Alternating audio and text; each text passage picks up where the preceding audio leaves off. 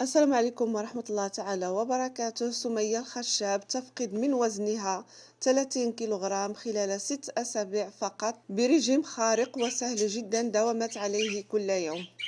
الفنانة سمية الخشاب تعتبر واحدة من نجمات الساحة الفنية، قدمت العديد من الأعمال الناجحة سواء في الدراما أو السينما، ورغم اختفائها عن الشاشة إلا أنها تشارك جمهورها يوميتها عبر حساباتها الرسمية. وكانت الفنانة سمية الخشاب قد غابت عن الأنظار في وقت سابق حتى عادت وقد خسرت الكثير من وزنها، الأمر الذي فاجأ الجمهور.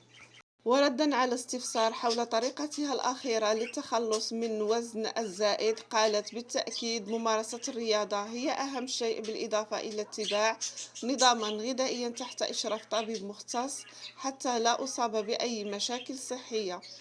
وأضافت: وكان من المهم جدا أن أشرب لترا من الماء يوميا والكثير من العصائر أيضا مثل التفاح والعنب والبرتقال والرمان، وأتناول الخضروات والفواكه حتى لا أضر بشرتي ووجهي، لكن أحب كثيرا فكرة الاعتدال، فلا أحرم نفسي من الحلويات أو النشويات لأن الجسم يحتاج إليها، ولكن ضمن معدلات بسيطة.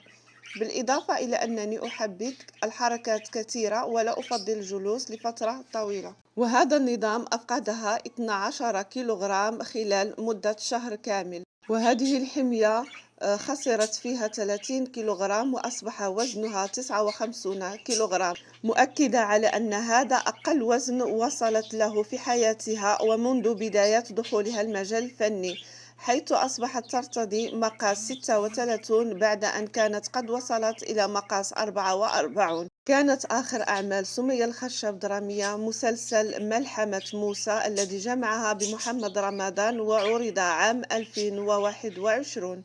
هنا غنكون وصلت لنهاية الفيديو. كانت معكم قناة نسرين نشو تيفي. إذا عجبكم الفيديو ما تنساوش تخلوا لي لايك وسبسكرايب في القناة باش يوصلكم دائما الجديد، ومع السلامة.